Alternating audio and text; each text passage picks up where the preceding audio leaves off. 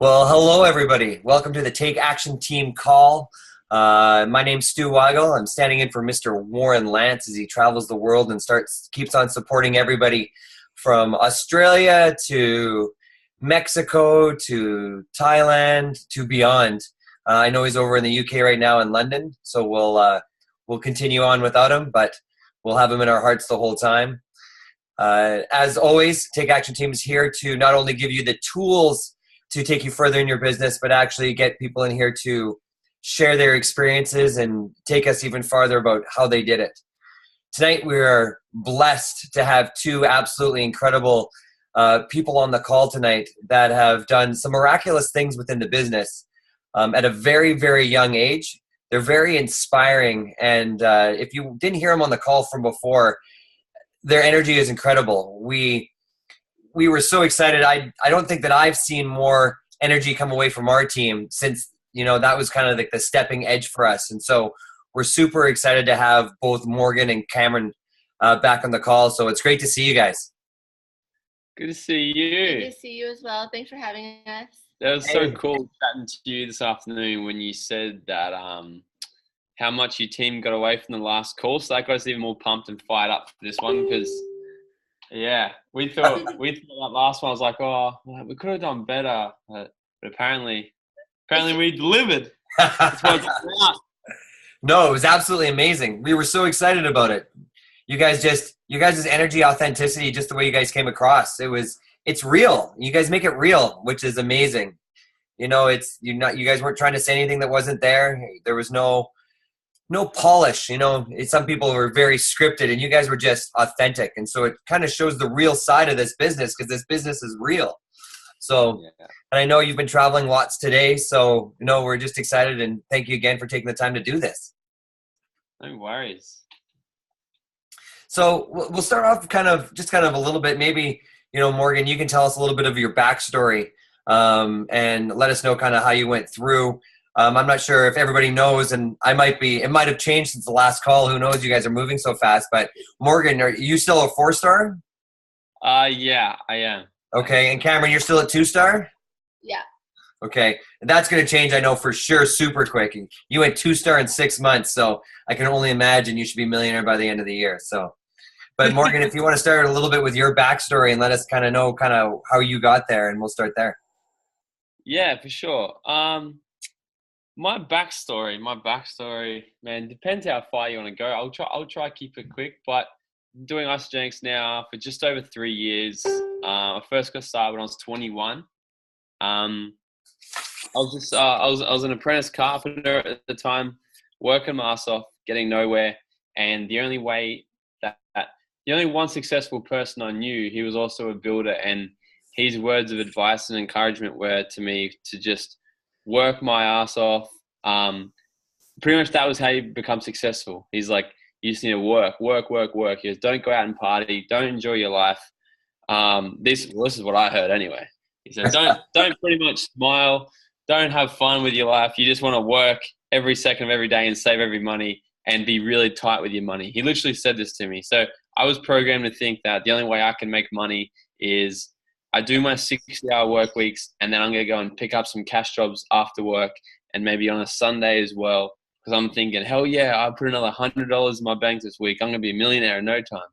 So, and then I saw my friend on Facebook making money while he was on holidays. And I was like, how does this all work? So I reached out because he looked a lot happier than this guy I knew as well. So I reached out, and he sort of showed me protein shakes and making money online. And I thought that protein shakes and that were for girls at the time.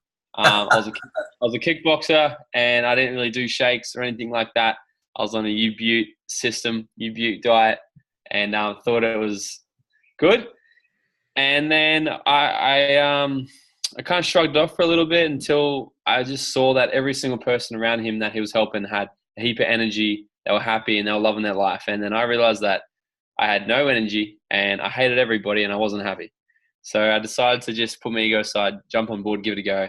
The products were incredible, got amazing results. And from there, I really just dived into the culture of Isagenix and had fun along the way, found my feet, found out who I really was. And that's what's really awesome about Isagenix. It's, people are going to come into the business, go really fast like Cameron. And then there's going to be people like me that really just take our time to find the right time to run with this. And the cool thing about Isagenix and what Eric Warrior was teaching me on the weekend, that network marketing is the most forgiving profession ever. And we can literally come into this and just fail over and over again. We can rock up. We can go to corporate events and have fun and just be ourselves. And when the time is right to really want to take this seriously, it's there, it's ready, and there's going to be people there ready to build with you. So that's kind of what I've done the past, I'd say, year, just over a year. Decided to go serious, stop partying too much. That's awesome. Yeah. So Morgan, let's really break this down. When you say it took you a long time to find your feet, you've been in Isagenix for what, 3 years? Yep. Just over, yeah. So, if you don't mind kind of a little bit of transparency here, obviously. So 3 years ago, doing construction, you were making how much? At that time, I was probably making about $450 a week. Okay. And so now after 3 years in Isagenix, only 3 years, you're making how much a week?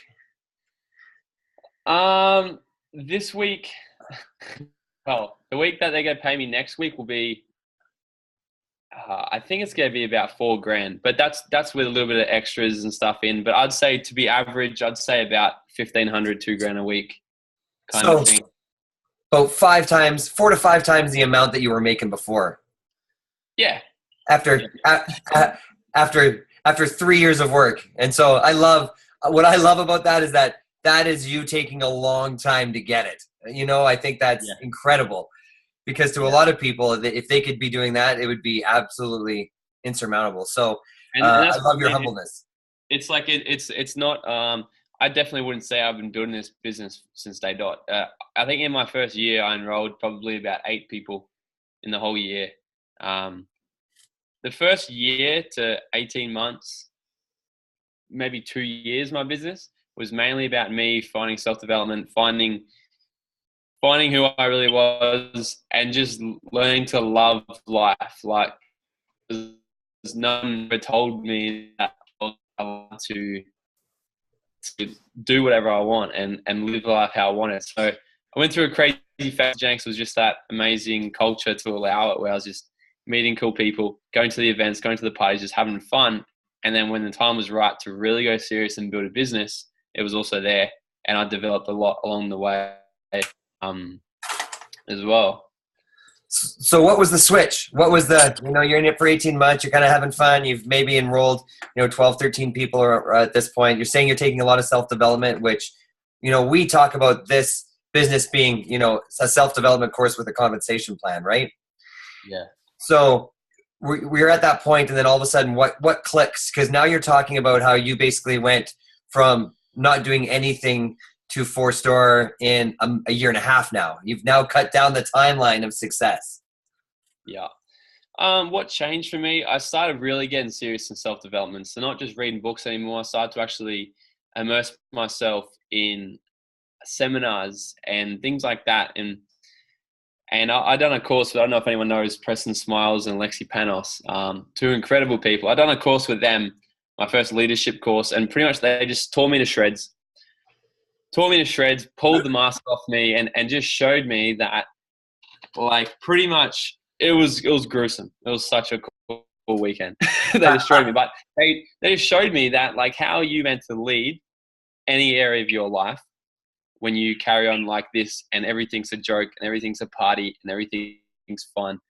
And it just made so much sense, because the little team that I did have at the time, they were all party animals and no one could take anything seriously. And then it just came back to me. I was just like, wow, well, what do I really want of this? And so that was a big switch where I chose to how I was showing up as a person. And the biggest thing was my why has just been to travel, have freedom, and live life how I want. And every time I'd go on a holiday, I'd come back to work. So I used to travel quite a bit, maybe like 2 or 3 times a year. And I'd come back to work in like mid-April or something, when everyone's in work mode still. And I'd come back for an amazing holiday, come back into this negative atmosphere. Everyone's hating life. And I just came from paradise to this again. And I was just like, every time I'd done that, it was like okay, what are you doing? It just pushed me harder and harder because I had a taste of what could be. Right. I came back to reality. And then it wasn't until the start of this year when we went to Bali, and then we came back from Bali, and I went back to work again. And I was just like, this is the last first day back at work I ever have. So every time I come back, I just step it up a gear. And it was the last first day back. That's incredible. And Cameron, the superstar. Hello. How you doing? I'm great. How are you? Good. Did lots of day travel today, eh? Yeah, I didn't drive though, so it's all good. Nice. You got to sit back and relax. That's good. That's the best. You're like the co-pilot. Yeah, in the back. You're in charge of the tunes, navigation and tunes. Well, actually, we listen to podcasts while we drive. So Yeah. There's a hint right there. I think that's a nugget that everybody can take home right there. I love it. So I'm not even allowed to put music on. He's like, no, Yeah. podcast only. I think in like the 5 hours of driving we had back, I think there was probably about 30 minutes of music where I was like, okay, I'm relaxed now. Put on a book or a podcast. Yeah. and so We what had was no the- reception. No reception. It was a book. so what was the podcast today? So everybody can know what the next millionaires are listening to. So it all depends. Like, I like to click random ones that are on personal development on like my podcast app. But we also re-listen to Secrets of the Millionaire Mind. Who's that by? C. Harvecker, one of my Nice. my favorite books in the world.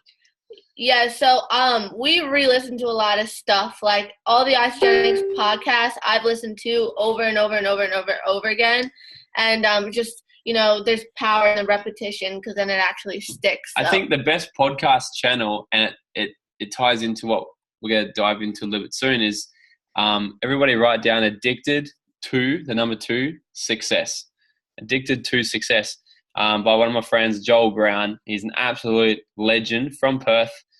And he interviews the biggest of the biggest in business and life success. He's got Gary Vaynerchuk. He's got Tony Robbins. He's got just the biggest people you can think of. He's done interviews with them. And it's all about, a lot of it's self-development, but a lot of them all have such a common Goal? thing. Yeah. Yeah, a common vision, their minds all work the same. And that's just, it's such a huge thing because they're such a huge successful people. It doesn't matter that they do crazy entrepreneurial things and we do network marketing, or it all links together. the mindset of someone who creates massive success in their life doesn't change too much. Awesome. So that's what I love those channels because you can always, one of them every single day I listen to in the mornings. Just some really, really incredible people. That's magic right there. If people want to change their mindset, just change what you're listening to. Yeah. Or Podomatic, Yeah. Take action. Take action team of automatic. Doesn't get better than that. Nice. Warren's not going to let me ever do this again. Cameron, why don't you give us a quick, John, of your backstory and kind of maybe give us a summary of what kicked you into gear once you hit Isogenics and how did you decide in 6 months to go 2-star? Because there's a lot of people here, I'm telling you right now, that would love to do that. And so why don't you give us that secret? Okay, so before Isogenics, I was a professional athlete. So I always came at a point where like I had to do it and give it my all and giving it an outstanding, having an outstanding mindset where losing wasn't an option really. Because why do anything if you're going to do it, half the effort when you could go full effort and wholehearted and actually get the outcome that you want. So that's what I did before Isogenics. I was introduced by Morgan and, before I was on the product, I was always burnt out, working out at the gym 6-7 days a week, 2-3 hours a day.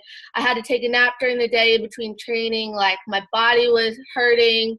My mind was hurting. Like I wasn't focusing when I was in school. I was all over the place. So when he was like, you should just try these products, I already knew the results because I saw all of my friends having insane amount of energy. I'm like, okay, I think I need that now. So then I got on the products, had incredible results myself, and I was just like, yep, I have the belief, so I'm ready to go at this. I do the business aside from the products, and also, like, I never was able to graduate college because my student loan wouldn't fund my last semester. So I always had this story in my head that you can't be successful unless you have a college degree, and that was like the story that I had for years, and it like really tore me down and really hurt. And that's why I have been successful with like my fitness and other stuff like that, is because I use that pain as my power. And whenever I discovered the Isagenix, the compensation plan, and the potential that it had, I knew that I could go at it at a mindset that I have $1 million opportunity, and if I want that $1 million income, then I'm gonna have to treat it like $1 million business. So with that being said, like how I was able to get to 2-star within 6 months is I gave it my all, and I failed forward. So the first 2 months of the entire experience, like my first 2 months, like business building, it was a lot of trial and error. It was a lot of failing forward. It's a lot of changing my approach until I found what worked for me. And, you know, what works for me might not work for somebody else, but it was just a lot of experimenting. And once I figured out what was like the best approach for me, or like what was working the best, that's when I just dived right into it. I just went go, go, go, go, go. So that's basically, I'm really hardcore red. So like, I'm just like, zoom. So I was going to say, you don't seem like you have very much energy, so that couldn't have had anything to do with it. You're super passionate. But I want you to clarify a couple things, because I know there's a lot of people that tell me they give it everything and it just doesn't work. You know, they said, you know, we're going it, you know, I'm giving it everything, just nothing's sticking, nothing's happening. But you said you gave it everything, and then you found what worked and what clicked. So when you say you were giving it everything, what does that mean? So in all honesty, and I'm going to be really authentic, within the past 6 months, I haven't been playing at the biggest potential. Like, you know, we learned over the weekend, you know, people play small in the big scheme of things, where like we have so much potential. And even myself, like, I always think there's room to improve, and like I believe I'm giving my best, but in reality it could be so much better. And so basically what I mean is, like, you know, you could work on yourself. It takes mind. Like, it's really training your brain to believe a certain way. And, you know, people come up with all these excuses because of fear. And, you know, in the beginning for me, it was just like, well, you know, I connect with this amount of people, but now I'm not going to follow up with them because I don't know if they really like it. And the fear of being rejected, the fear of them saying no, it's based around here. So all of these scenarios that people come up with, well, I can do it, she has it this way, like, I don't have that advantage, this, that, whatever, it's all based around fear. So what I really did was work on my thoughts, and that's why I listen to so many podcasts and read so many books, is so I train my brain to think a certain way and to only go after the approach that I know that will get me to where I want to be. So with that I wrote down a lot of things, but I love your excitement. I love your energy. You're a bulldog. I think a big thing as well is just really finding that pinpointing the pain and why you want your goal. And I know Cameron really, really well, and I just knew that she wants nothing but the best. The best is Crystal Executive and to move fast. And I kind of just painted the vision for her of what celebration's going to look like for her once she's achieved Crystal Executive, with the reset, with the reception, the bonus at that time to spend in Vegas, the recognition and everything like that. And then I also let her know about the pain, as if she wasn't to push to her full potential, about what it's going to really feel like if she was to rock up not as an executive. Right. And that was the huge pain for her. It's just a non-negotiable to be on a celebration as not an executive. And that was just, I think that's the biggest thing, because anyone can make a change. Anyone can do anything as long as there's the pain there. I think I talked about that in the last call, didn't I? Pain of the tooth, something like that, right? Yeah. And just about helping people find that, whether it's about changing their health or helping them hit a business goal. Same thing was for me. The pain was enough coming back this year, going back to work. Right. Like, I'm not doing it again. Yeah. I loved your line. I'm going back to work the first time for the last time. And I think that's that line I think is gonna stick with me, and it might stick with a lot of people. But I want to talk about two things. First thing, get out of the room. You guys are a couple now, right? Yeah. Yeah. So if anybody's single on this call, the best way to find a boyfriend or a girlfriend that you want to be with is enroll them. Obviously, Morgan has kind of used that to his advantage. And so now you know that your spouse will always be with you in this business, because any of you that have problems with spouses in this business, just enroll your future spouse and you'll have no issues. So qualification as well to be in a relationship with me. I knew the pain as well. I said, anyone who has to date me has to be a Crystal executive. And then I've never seen it move so fast. There's the secret, right? What actually happened was when we came back from Bali last year, I already knew what Osteogenics was. Like, I was introduced to it like 2 years prior, but never dove into it. It was just like, okay, supporting my friends, bring me to events, okay, support. And he was just like, you're going to come to Celebration with me. And I'm just like, yeah, okay, whatever. And so I went, and it wasn't until Peter Kelly came on the stage and talked about the fire in your belly, which had me shaking by the very end. And it was at that moment when I knew my purpose. So, like, that's a whole nother conversation and topic to go down. If you guys can't see the excitement in Cameron, it's insane. It's insane. I love it. I didn't even have an e-shot. I don't think you need one. We've got a guy like that, JF. He goes insane. He's like the human e-shot. And so, Morgan, the other question, I guess, is you talk about pushing that pain button. An 18-month timeline for you to go, to really 18 months to go 4-star. Back it up a bit. 3 stars it's a pinnacle goal for a lot of people, because that's 6 figures, right? Like, that changes your mindset about the ability of where this takes you. I think when you hit 3-star, it's like, this is a career now, because, at 6 figures, it doesn't matter what job you're in. This is now a possibility. Like, this could be the plan A versus the plan B. So what was your mindset, or what would you give advice to about making that mindset push to 3-star? It's really funny. Like, I guess it really just comes over time of. So if anyone knows Jen Jeffries, good friend of mine and mentor as well, Osteogenics millionaire in Australia, and she is great on when I have excuses, I go to her, because she just kicks me up the ass and puts me in line and tells me how stupid it sounds. Me too. Yeah, and so I remember ages ago she was actually telling me how she's like, the biggest jumps you'll ever have to make is from 2 to 3-star and from 4 to 5-star.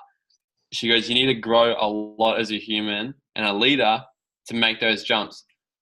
So then when she told me that, I was still a party boy and everything. And I accepted that as going, well, I'm not a leader. I'm not good. I can't hit 3-star. I'm just going to sit 2-star for a while. So it's what I made it mean. And I made 3-star mean that it was for leaders. It was for people that took things seriously. It was for people that really wanted 6 figures.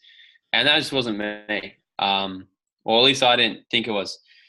And honestly, that's probably the biggest thing. It's like nothing is what has meaning until we put meaning to it. And I put meaning to 3-star that it was going to be hard. And then I changed the belief in that 2 weeks before, maybe even a week before hitting it. And I was speaking to Jen, and I said, I think I might try and hit 3-star next week. She goes, you're not going to hit 3-star, you got to hit 4-star. Come on, Jen, that's a big leap. And she's like, someone in my team's already done it, you can do it. And then boom, she already gave me the belief that it's possible. It's like, I can't remember the thing, like Tony Robbins was talking about it once. It's like 2 millimeters. No. The belief, everything starts with belief. So however, if we believe it's going to be easy, then our brain will find evidence to support that. If we believe it's going to be hard, our brain will find evidence to support that. And it's like a cycle. So the belief we put into something will determine how much action we put to it. And how much actions, obviously our results. Results gives, I think it's confidence, right? And that can either be a positive circle or a downward circle. So if you walk into something going, you know, if you okay, this is going to be my 3-star run week. This is the week I'm planning for it. And you rock up on a Monday and you're like, oh, I'm not going to hit it this week. There's no way I can't hit it. Then you're going to put in that exact amount of action into it all. And then the action, you're not going to hit it. And then you're going to have a supporting reason to yourself. See, I told you weren't good enough for that. I told you 3 stars is a big goal. Who are you trying to kid? You can't hit 3-star this week. Blah, blah, blah, as our brains do, you know, they talk so nicely to us. Yeah. And I just really, I forget who I was talking to about this the other day. I was talking to somebody. I think Carl Harvey, if YouTube Carl Harvey, incredible dude, really good on law of attraction and everything. And I was chatting to him about, I was like, look, if when I speak to normal people who don't know self-development, they probably think I'm crazy because I talk to myself all day long. I talk to myself in the, I call it a really bad word, that negative voice that comes in my head. I call it a really bad word because I address it every time it comes into my word, every time it comes into my brain, I overpower it and I say, hey, and I address him. And I say, I love you, but you're not needed now, leave. And I overpower it with an empowering belief.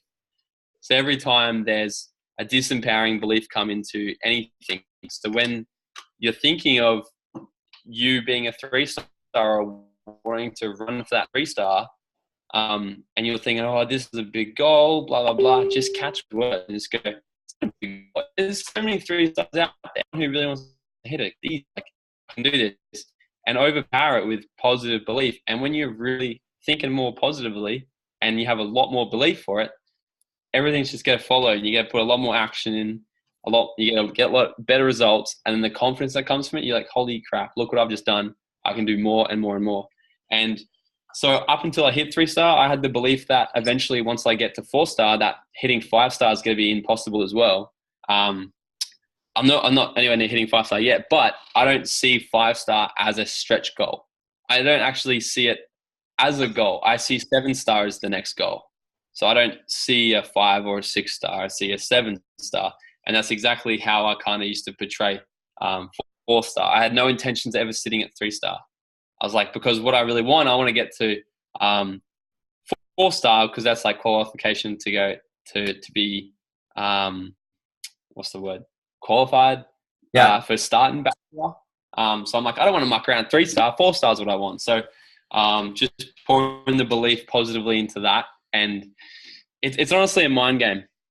When we make things mean, our brain is going to find supportive evidence to make it true to us, whether it's positive or negative.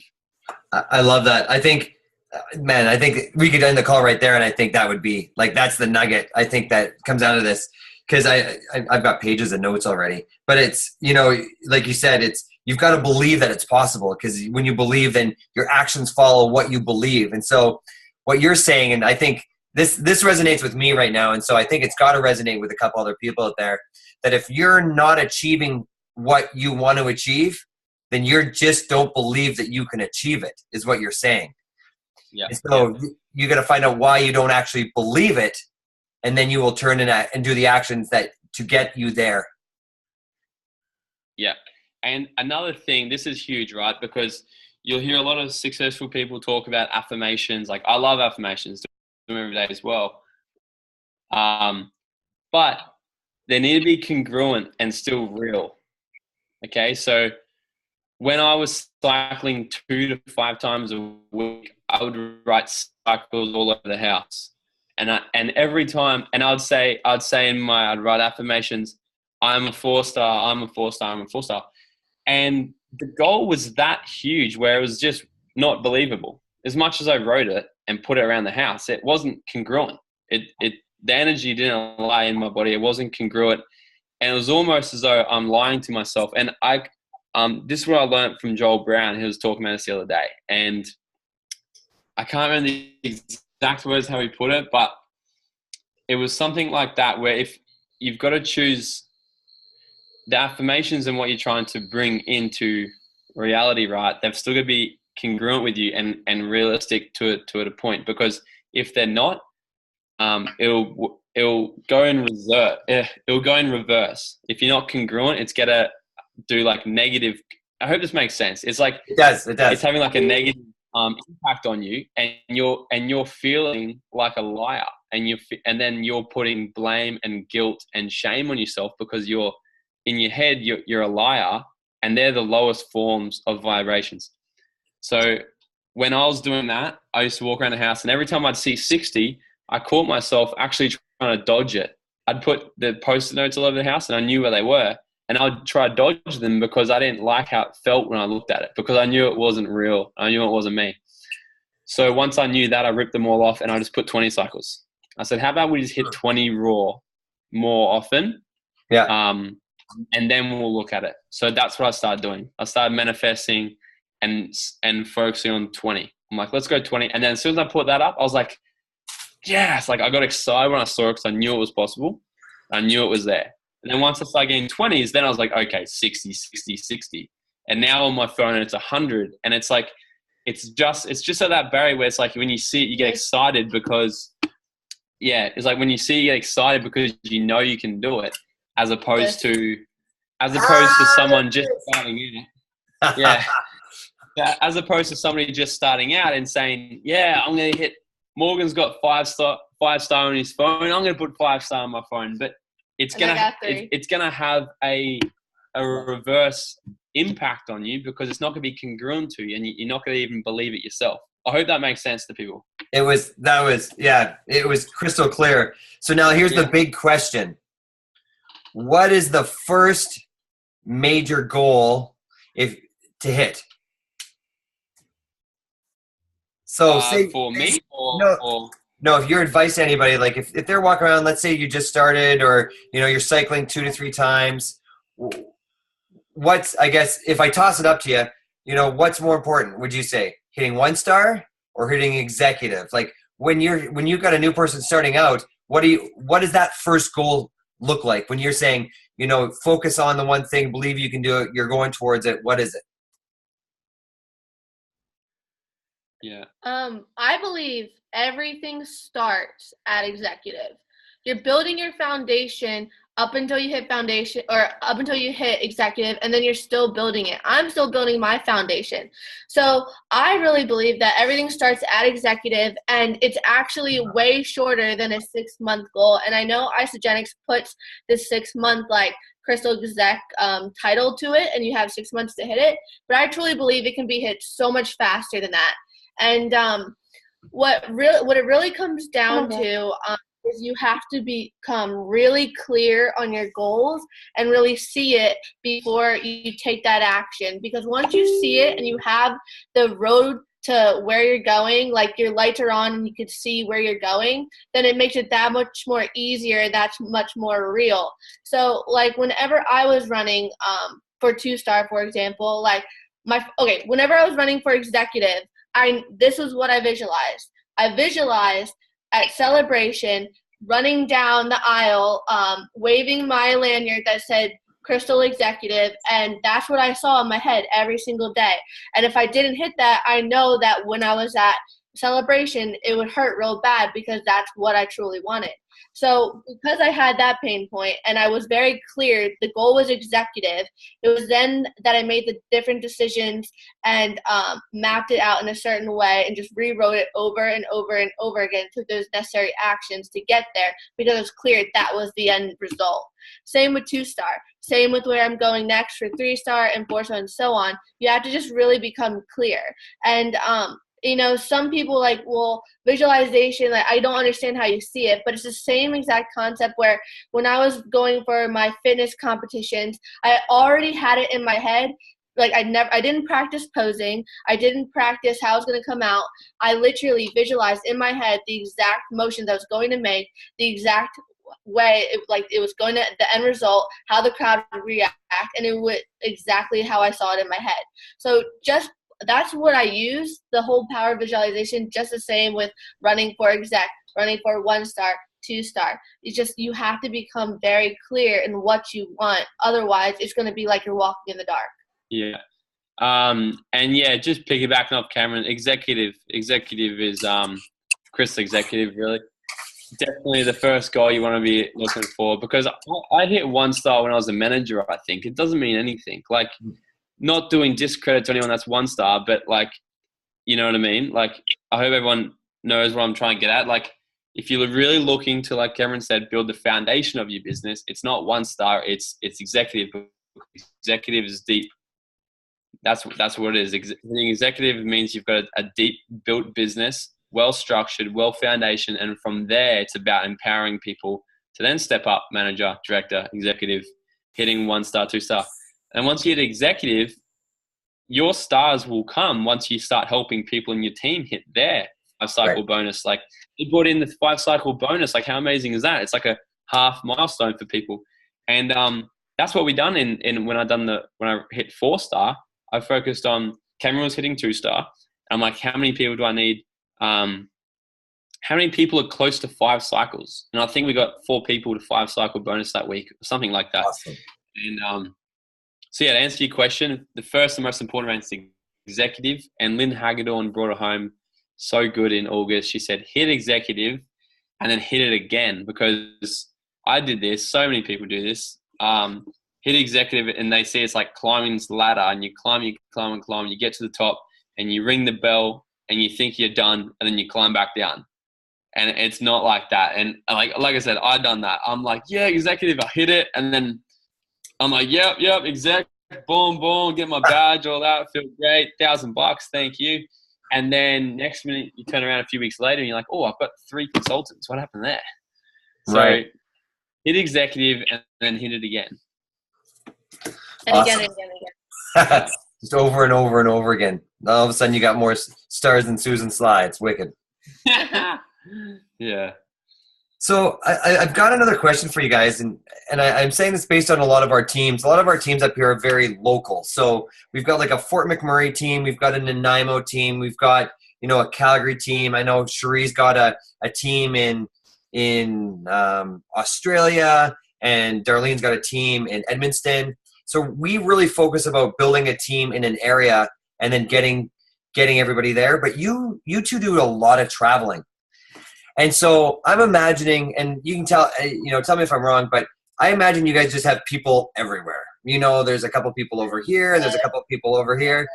So how do you, right? And so how do you plug them in? Because you hear the excuse a lot, I'm going to go with somebody local because they know the local teams, or I don't want to reach out because I can't really support them. How do you guys do that? Man, I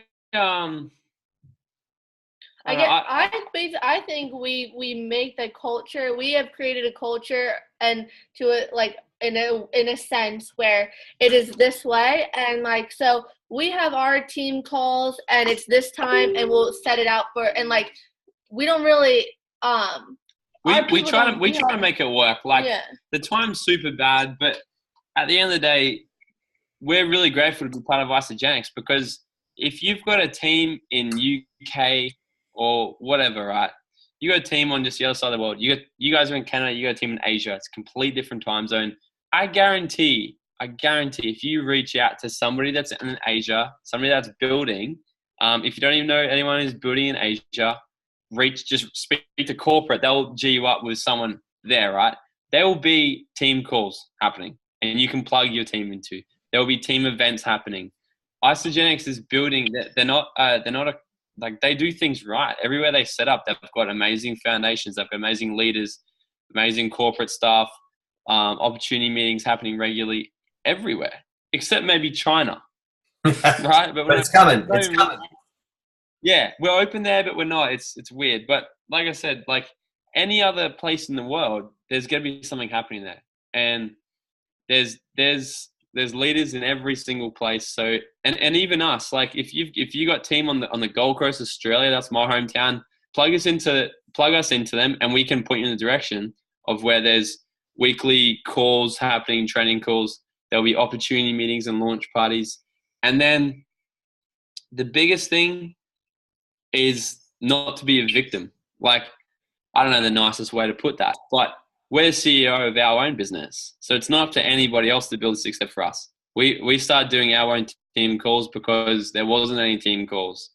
So we're like, you know what our team needs? They need just some basic training right now. So I'm going to start throwing calls every Saturday night. And me and Cameron had an argument about that because she's like, well, Saturday night, people are just going to be out partying. I said, good. I don't want to be on a call with people that if they're going to get off the call and go out partying, I'm going to make it a really inconvenient time for them so they can choose to either go out and party or come and learn. So that's my personal, because I just know from experience, my business didn't go anywhere when I went out partying. It didn't. Right. That's the justify. Like, if I go out tonight, I got to make sure I connect with 10 drunk people. Well, I'm doing my work. But like plugging people into team calls and stuff, that was an experiment in itself. So like his team is majority Australian, so like there's already the Australian team call that happens every week. And because my team is mainly American, mostly on the East Coast of the United States, I was having a hard time plugging them into that call because it would be the middle of the night. So we took it upon ourselves to like, okay, team call for Americans. And even with like our team in the UK, like we take it upon ourselves to help connect our people to other people in that area. Like a girl that I have in the UK is now friends with another girl in the UK on Jen Jeffrey's team who are doing launch parties together. So it's just a matter of plugging into and actually finding other people in that area, and like not just waiting for it to happen, because the whole goal is to become independent, right? Like it's not a dependent business. Like the goal is to become as independent as you can and break off and then start it and like let that spread. That's duplicatable. Yeah, jump in the Facebook groups, find like what's happening. There's pages all around the world now. And I'm just thinking like real basic, like if you enroll one person in, what's a random country I have? Puerto Rico. You enroll someone in Puerto Rico and they're all on their own, paint them the vision and just be like, look, there's no support teams or anything like that. Like over in Canada here, we've got millionaires popping out every day. There's 6-figure income earners. There's weekly calls. There's info nights. There's training weekends. It's so incredible. But in Puerto Rico, we don't have that yet, which is why I'm so excited for you, because you're one of the first founding people in Puerto Rico, because we've barely scratched the surface there yet. So can you imagine in 5 years' time when Puerto Rico is blowing up like it has in Canada and you're the one on stage sharing your story about how you were one of the first people? We have to do this together. And boom, they're put into a leadership role. You know, like there's just a way of making it work anywhere. And you don't ever have to feel like you're dependent on having to be in a good team with calls and all that. Like create them yourself if you can't pour love and vision into your team and let them know that it's going to happen. That's incredible. Paint the vision and make it happen. I love that, because you guys are like, be CEO of your own business. You know, you're solving your own problems. Like if you ran a brick and mortar business and something went wrong, you would figure it out. And so you got to do the same thing here. I know we're running up the clock and I don't want to jump off here, but let's do you guys have maybe 1 or 2 questions? We'll kind of let the field ask this amazing couple. Yes, absolutely. I have actually a big question.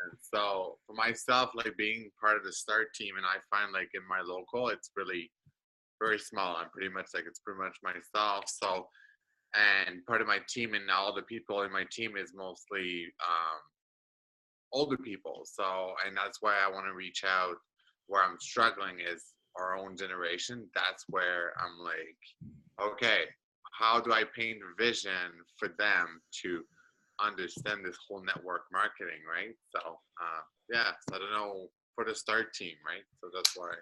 Yeah. No, awesome question. And what's your name? Sorry, it won't pop up on the screen. JF. Awesome to meet you, JF. And where are you from? I live in Fort McMurray, Alberta, so in Canada. Okay, cool. So what I'd say, if you've got a team filled with older people and you're wanting to create the start movement, I'd say run with the hungry people in your team already. Like, doesn't matter if they're start or not, even if you're in start. I think sometimes we get too caught up and want to put too much focus on creating start.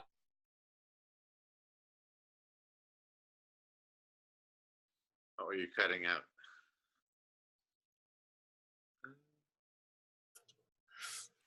Come back to us, Morgan. It's going to be set to Big Nugget. He is going to. We're making everybody wait. He needs to feed the meter. Yeah. Come back to us. There he is. Hello. Yeah, we back. Welcome back. I don't know what happened there. Okay. Start with the how much rather have it as. I don't know where it cut out, but I was just saying, run with the people that are hungry in your team. And like for me, I would much rather have people that are 30 and 40-year-old in my team than 18, 19, 20-year-olds, because they've just been through more life. They're more hungry. They got more hustle. A lot of the time, Eric Worre says that it doesn't matter who they are, just look for the hunger. From my experience, I've just found that there's more hungry, older generation people. And yeah, bring it back to sort of what I said before. If you're trying to find people in the start, just get really pumped and excited about that, because you're leading the way in your area. You're leading the way in your team. You're going to be one of the first ones. And paint the vision. It doesn't matter if people are going to join you or not. It's not up to you. It's completely their decision. But paint the vision of what's possible. Paint the vision of where you're taking this personally, and that they have a choice to either jump on this opportunity with you and join you, or watch your success over the years. And the only way to really the way how I got motivated about all that is just knowing that once I told all these people that you're going to regret not wanting to jump on this with me, is just making sure I get there. So when the days came where I was like, this doesn't work, no one wants to join my business, I just thought of all the people that told me I couldn't do it, or all the people that didn't want to do it with me. If you've got a team of people that are already older, just doesn't matter who they are. I forget who said it. Somebody said, maybe Michael Klaus. As long as I've got a heartbeat and a credit card, give them to me. So it doesn't matter who they are. If they're hungry, take them on a journey and show them what's possible. And one more thing, I know Eric Worre speaks a lot about branding. So do you guys have your own brand of yourself that you're putting out there? Like, I don't know if that makes sense, but like. Yeah, it makes sense. Yes, so social media is huge. And like, I know for the older generations, 30, 40, 50, and so forth, it's a lot different because a lot of belly-to-belly contact. Whereas I've probably built like 90% of my business online. And I knew that because I was going to be working primarily online, I had to make it very attractive. So I just basically on my Instagram and my Facebook, I post about things that I really like. Traveling's huge. Like that really, like the START movement, very attractive to other people. Like, oh, Cam's doing this now she's doing that. What are you doing? Like, how are you traveling so much? Like creating that curiosity. So whatever you're passionate about, like for us, it's traveling. Yeah. So we post constantly about places that we're going, what we're doing, how we're doing it. Oh, just got paid on the beach, and just really stirring the pot, and that creates the curiosity that helps us reach that START movement as well. START people, yeah. Yeah, with the branding, and everybody's branding. That's the thing. Some people come to us and they compare themselves and go, "Oh, I can't do this because I can't travel as much as you." It doesn't matter, because that's just my personal brand. That's what I love to do. I love traveling. I love history. I love culture. Yeah. And that's what I've done it, and that's why I attract a lot of people that also love it. So, write out 10 things that you just love the absolute most in life. Can be anything. Anyone who follows Jackson Parr loves post cats. bloody cats, right? And no one's going to look at him and be like, "Oh, but I can't become a millionaire because I'm a dog person," right? So that's just because he's a weirdo and he likes a lot of cats. But write out 10 things you love the most, and that can be anything. And that's how you want to brand yourself. So if you look down my Facebook, you couldn't get too far without realizing that I love travel, I love my boo, I love freedom, I love the START movement, I love health, I love sunsets, things like that. And that's only because they're the things I regularly post about. Yeah. And creating a brand, just be conscious of you're attracting who you are. Like I said before, when my whole team was filled with people that wanted to party, because that's all that I did. So just be cautious of that. The energy you're putting out, you get that back as well. Just be positive. Be positive, and sometimes I see people post like the worst things to do when branding is contradict yourself. That, yeah, and what's it, like biased things, or things where you can take either side. So when Donald Trump got elected, Right. you could either go, I love Donald Trump, and then you're going to lose all your followers who hate him, or you can go, I hate Donald Trump, and there's going to be people that love him, and they'll lose you as well. Yeah. So things like that, you just stay out.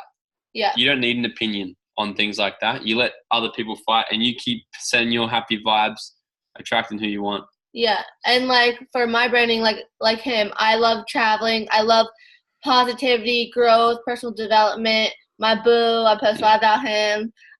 Quotes and different things like that. But fitness, because my background is fitness. So these are all things that I am passionate about the most.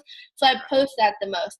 And I know that people are always looking to either criticize you or trying to find, like, what did Eric Worre talk about? They're either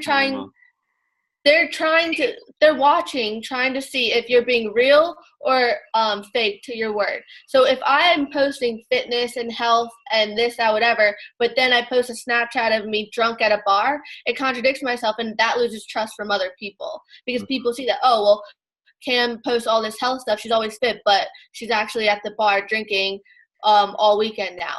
So I will never post like my personal, like if I am catching up for a drink with my friends, I don't post that because it goes against my brand. Not saying like life is about balance, I still do that, but I know that it goes against what I preach. And when you contradict yourself, like people will tend to not trust you as much. Yeah. Not everything has to go on social media. Yeah. Agreed. Awesome. Thanks, JF. Do we have time for one more question if someone wants to throw one out there quickly? Sure. Jeff looks like he's ready to try to unmute himself. Oh, Renee? Yeah, I am ready. Oh, Jeff's ready. Okay, we'll get Jeff going, and then we'll get Renee in there. But first off, guys, great job on the call. I mean, I'm sitting here just listening on every word and love it. Learned a lot. I really love the part you talked about mindset and about how you had to challenge yourself to think differently. And I'm wondering, on the coaching side of it, when you're working with people who are older, like you mentioned about you have that you like that older generation perhaps, or however you put it there, how do you work with them on that, on helping them you said about painting the vision and that, but how do you work with them on helping change their thinking? You want to talk about D? She's not a good example. I'm just looking at, is it Siv? Is that your name? This is Jeff. I'm Jeff. I'm the husband. Okay. You know the Isagenix marriage thing? She got me signed up, and then she married me. Yes.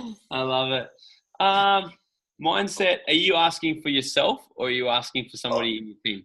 I mean, a bit of both. I mean, we've got a few people that are in our team right now that you can see that's a struggle. And I don't want to categorize anybody, but as you get older, people tend to be more rigid in their thinking, and not so easily changed. Yeah, totally. So, great question. But I would say hold on. Where I always you can make anybody change their ways of habit is fine. Is just helping them. This is what Jen Patch says, helping them get from A to B. So helping people dream again, and especially people being older, they're so caught in their ways that they got a lot more years of belief pushed down their throat of what they should and shouldn't do, how they can act and what they should do. So the first thing is just getting really deep with them and helping them dream again, and really just asking them, like the David Woods question, like, if I gave you a magic wand, time and money weren't an issue, what would you be doing? Where would you be? You get really deep with them, really help them dream. What do they really want to do? And if they're already in Isagenix, ask them, how many cycles a week would you need? to make this lifestyle happen, and just spend a lot of time there with them in their imagination side of their brain, because that's the side that gets so closed off as you get older. But when you're a kid, it's so open, and everyone wants to like dream. The kids are so happy, and then over years they're told you to only speak when you're spoken to. You can't have that. You can't do that. You should do this. Blah blah blah.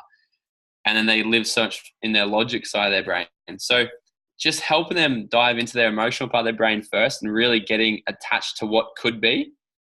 And then you've got the carrot. They've got the carrot that they want. And once they see something that's possible, and then it's about bringing it back and using the current pain, finding pain in reality now. So when I said, like, I'm sure I could have hit 4-star 2 years ago if I really wanted, if I found the pain, but the pain wasn't there. The pain for me was coming back to work every day and seeing that, because once I was literally living in the vision of what was possible in Bali, not having to worry about anything, and then coming back to the pain, that's when it just got real for me. I'm like, I need this. And it's, I would say just with anybody, it's like, help them dream as much as you can and bring them back to their current reality. And then if they're in the business and they're really wanting it, but they're struggling to get there, find what pain is stopping them from getting to be. Because there might be, there's a fear of something, there's some sort of pain that's stopping them from wanting to achieve that goal. That's why they don't do it. So let's say someone, they want to have this goal so they can spend every single day with their family because they don't like seeing their partner go off to the military. Let's say it's military. They go away 8 months a year. And their dream is to bring them back so they can live with each other all the time. But in their current reality, their pain is that being away from their partner. But the pain that's stopping them from getting there might be 3-way phone calls. It might be connecting with strangers.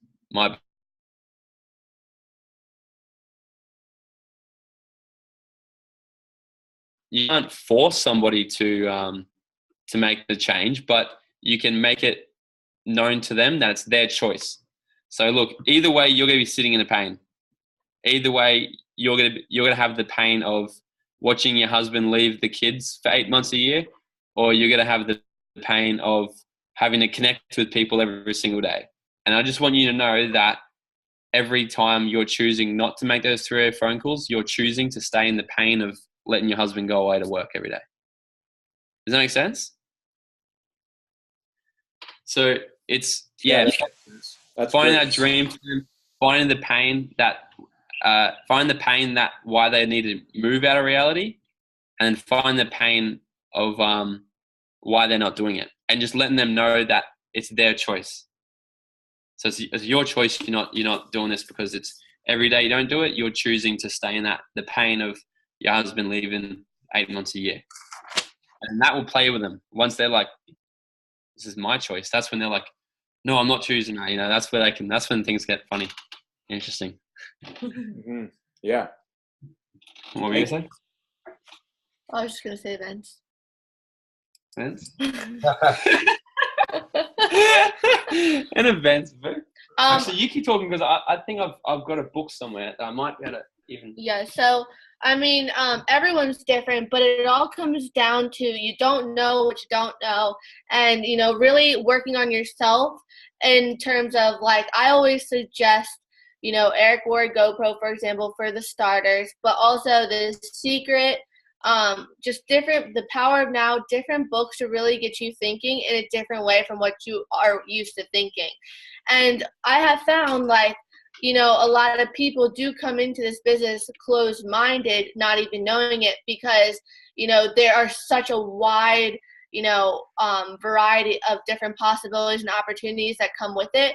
And it's scary. And it's hard to really understand from a perspective of, like, I can have, like, the logical side of your brain will be like, oh, well, work and I have 9 to 5 and I have to take the kids to this or whatever. Like, there are different limitations, but, like, those shouldn't be the reason why it's holding you from anything. Like, if you want something bad enough, anybody can make it happen. It's just a matter of the time and just readjusting your priorities. And that's what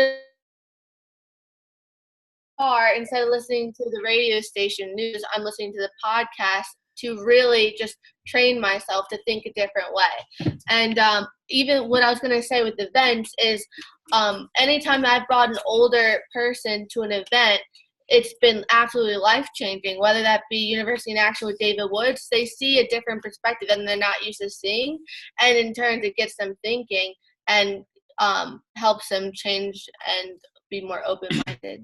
And I just found this in my book. So let's say Cameron's. I'm gonna try and like regurgitate this as best I can. This is what I took from a call with Susan Sly. And let's say Cameron's wanting to, she wants to hit 3-star, but she's not cycling 20 times a week yet, and she's having negative attachments to it, right? So the first thing is the circumstances. So the circumstances would be, let's say she's only cycling 15 times a week. And then what are the thoughts that people are putting to it? So what's the thoughts? Let's just do it. What would be the thoughts you would be putting to, I'm only cycling 15 times a week? Nobody wants to enroll. It's a bad time of year. Nobody has enough money.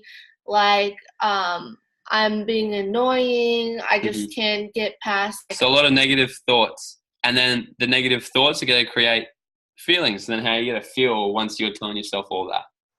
I feel like I'm not living up to my true potential. I feel that I'm letting myself down. I feel worth less than what I think I am. And then what sort of actions are you going to put in once you're feeling like that? If I feel like that, then I'm not going to do anything at all. I'm going to freeze. Yeah. So then the result of not doing anything is just going to get worse and worse. And who knows what the result of that would be if that I just continues. don't do anything. And I guess it is similar to that thing that I was telling you about Tony Robbins before, is that downward spiral, where everything that we attach to is just the thoughts in our head and how what we're making things mean. That's what I brought it back to the 3-star mindset. Nothing has meaning until we put meaning to it. So let's do the exact same thing, cycling 15 times a week. Now let's put something positive to that. Okay, so I'm cycling 15 times a week. I know it's not much, but I can get there because I'm already, a quarter of the way there. More than last year. It's so much more than last month. You don't have a job anymore. No, I'm working on my own. I have all the time in the world. And then how's that going to make you feel? If I hit it? No, how's that make you feel? Like you're cycling 15 times a week, but other people have to go to a job, but you can do this from a laptop. It feels incredible. I'm so grateful that I have the chance to sit on my couch or on my bed to work and do this on any time that I want. And then what sort of actions do you think should put into her work then once she's feeling? I'm going to go into a 9-to-5 required to work. Expects me to work, otherwise I'll get fired. I'm going to put the same effort as that to my Isogenix business and therefore hit the 3-star rank. And then boom, better results because she's just completely changing the way that she's made something mean. So a lot of the time people get stuck in like plateaus and whatever, and like, I've been in the business for a year, I'm still in cycling 10 times, I'm so crap, blah, blah, blah. Or it could be like business 10 for a year, only a year, and I'm earning 10 cycles a week of residual. Like, how incredible is that? That's 10 cycles more than what I was earning 5 years ago. Imagine what the potential is if I just keep on going, and then you get to feel so much better about yourself, and you get to put in a lot more actions because you're just feeling so much happier and more positive about it. And then obviously the more actions, better results. And yeah, it's all you guys are so passionate about this. I love it. You can just keep on going. I love it. Yeah. I love it. All right. Well, we've gone over time, but you guys are so passionate. Renee, you got something that could 4 minutes? Yeah, I think pretty much just listening to your answer to Jeff pretty much answered my question. I live up here in Fort McMurray with Stu, but obviously I'm a Kiwi. And a lot of the roadblocks that I've had is because Australia and New Zealand grew so quickly, there's a lot of negativity in New Zealand with people having really shitty results because of lack of information or decent coaching. But as you were talking just now, I wrote down something that kind of made me smile by, when you said find their pain, I wrote down, is other people's opinions stopping you from making changes that could potentially change your situation? At the end of the day, this is your choice. Yeah. Yeah, that's funny. I don't spend too much time in New Zealand, so I don't know what's happening much in the team there. But Yeah, I think at the end of the day, it's like your business is really going to start revving up when, when they say like you're like a racehorse and you put your side thingies on. Mhm. And as much as what's happening around you, what's happened before you has absolutely nothing to do with what's going to happen in your future. Yeah. And you, like Eric Worre says, get rid of your upline. And because it's the worst thing we can do is when we, I'd be more successful only if my upline did this, only if we had more training calls and everything else. But then It all comes down to the person. there's been millionaires created from 15 years ago who were literally the ones paving the way in all of Isogenics. Like Mhm. 15 years down the track, we've got everything we need here on isogenicsbusiness.com, with the 4 core events yearly. Between them, like that to fill up our cups and learn, we just get into massive action in between, and you create the story. Yeah. In New Zealand, you reinvent the story in New Zealand. Be the person. And then everyone in your team is going to be looking up to you and be like, well, because of her, I was able to break that myth in New Zealand and become the first millionaire in New Zealand. Yeah. Woo! Be the person Yeah. who destroys that negative connotation of having a bad experience or I wasn't coached well. Be the person who destroys that chain of negativity. And if you weren't coached the way you wanted to, then coach your people in the way that you wanted to, but more. Be the person who delivers more. And the more value that you deliver, the more people are going to respond in a positive way. The bigger paycheck you get, the more value you deliver, the more money you get. Awesome. Thank you so much. That's awesome. No worries. Well, that's awesome. We are in such gratitude that you guys took the time to be able to be on the call again. We're going to horse tie you down and do this again over and over again as we go through. You guys bring so much value and truth and just straight up. I love every time it's like, I don't know if I'm supposed to say this, but this is what it is. And we love that. So thank you for just being you and being here on the call tonight. That's absolutely amazing. If obviously if you want to get the Take Action Team call, you can get it at takeactionteam.com and download it there. You can go to Podomatic. You can download it off of that, as well as there's a YouTube channel now, Take Action Team, and you can download it there and watch our beautiful faces as we go. So thank you again, Cameron. Thanks, Morgan. You guys have been absolutely amazing. Thank you. Worries. Thanks for having us. Yes, thank you. Sincere thanks. That was awesome. Thank you. It was Yeah. amazing. Amazing. Thank you. Good night, guys. Good night. Bye, everybody. Merry Christmas. See you later, guys. Oh, Christmas trees.